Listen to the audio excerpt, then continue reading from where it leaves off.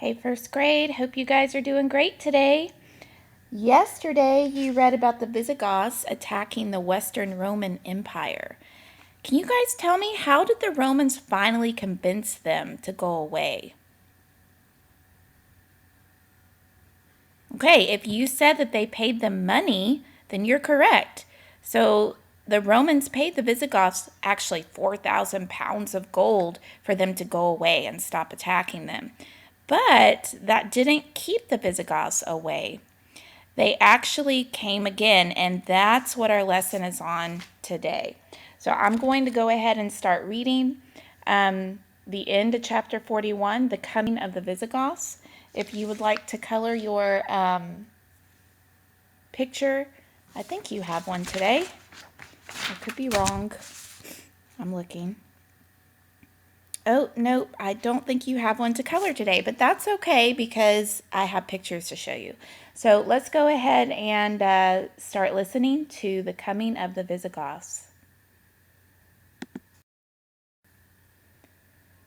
Stilicho, the half-barbarian, half-Roman general, did his best to protect Rome from the barbarian invaders. He fought the Visigoths for years, but the Romans executed him because they thought he wasn't doing his best for Rome. They shouldn't have. Stilicho was the only general who could keep the Visigoths away from Rome. Only 2 years after Stilicho's execution, the Visigoths finally marched all the way down through Italy to the city of Rome itself. When the emperor and his court heard that the Visigoths were coming, they packed up all their belongings and left the city of Rome. They traveled to a much smaller city that sat in the middle of a swamp.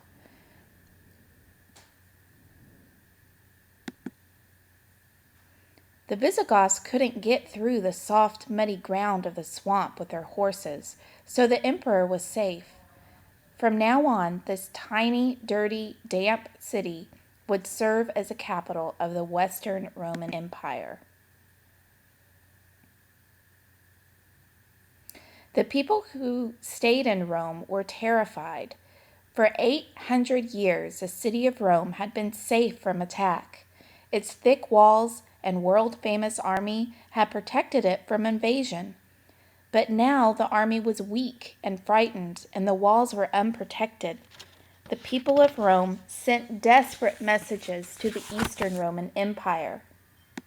"The Visigoths are coming," they wrote. "Please come and help us." But the army of the Eastern Roman Empire was afraid to fight the Visigoths, and the Eastern Roman Emperor didn't dare send his army away from Constantinople all the way to Rome. If he did, other barbarians might attack his city while it was unprotected. So no one came to help Rome. The Visigoths poured over the walls and overwhelmed the soldiers who had remained on duty.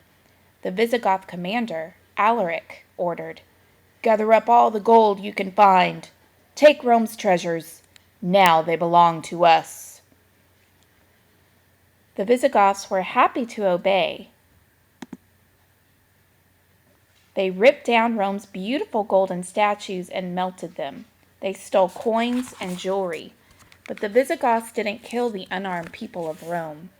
And because many of the Visigoths had converted to Christianity, they didn't destroy Rome's churches. They took everything valuable that they could put their hands on and then marched away. When they heard the news, people all over the old empire mourned. Over in the Eastern Roman Empire, a monk named Jerome wrote, "Terrifying news has come to us from the west. Rome has been taken by assault. Sobs disturb my every word.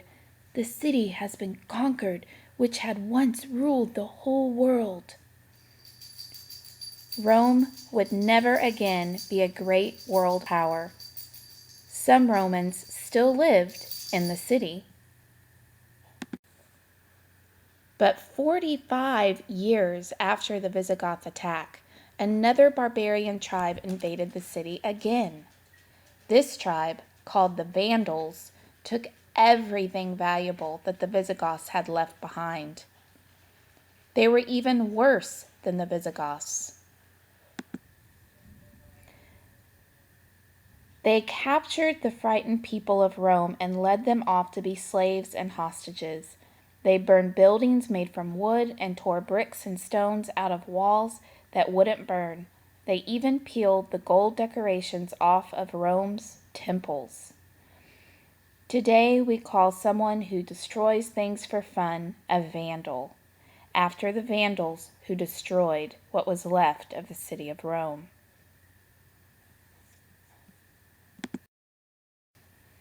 The Western Roman Empire still survived, but just barely. Its capital city was gone, and its emperor was ruling in the middle of a swamp. Soon, the Western Roman Empire would be gone forever. Okay, so that was the end of chapter 41. I want to ask you guys a couple of questions. Why did the Eastern Roman Empire decide not to help the Western Roman Empire? So remember, the Western Roman Empire pleaded for them to come and help them. Nobody came to help Rome.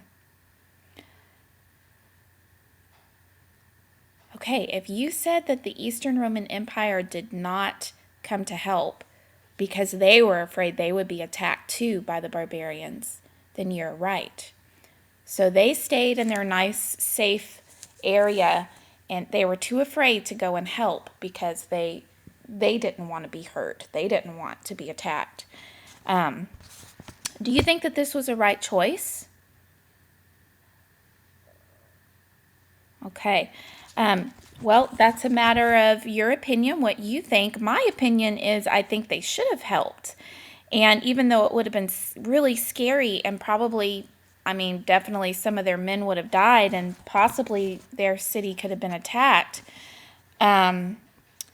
If we look to the Bible, which we know that the Western and Eastern Roman Empire, they were Christians. If we look to the Bible and what it says, and especially after we just had Easter, I'm reminded how God sent his son to us, and even though he knew that Jesus would have to suffer on the cross, he still allowed that to happen to show us how much he loves us. So God sent his son to die on the cross to save us. Jesus was an example to us. He showed us how we're supposed to live our lives. So if we see someone in need, we need to go and help them. Even if we're scared, we should still, that's what God tells us to do. We should, if we can do it, then we need to go and help them.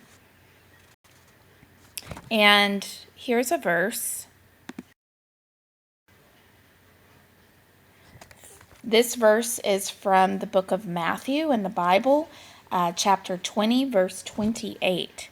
And it says, "For even the Son of Man came not to be served, but to serve others, and to give his life as a ransom for many." So just as Jesus came, just as the Son of Man came to serve us, we should also, in turn, serve other people. Okay, kiddos. So that's the end of your history lesson for today. Have a wonderful day, and I'll talk to you again soon. Bye.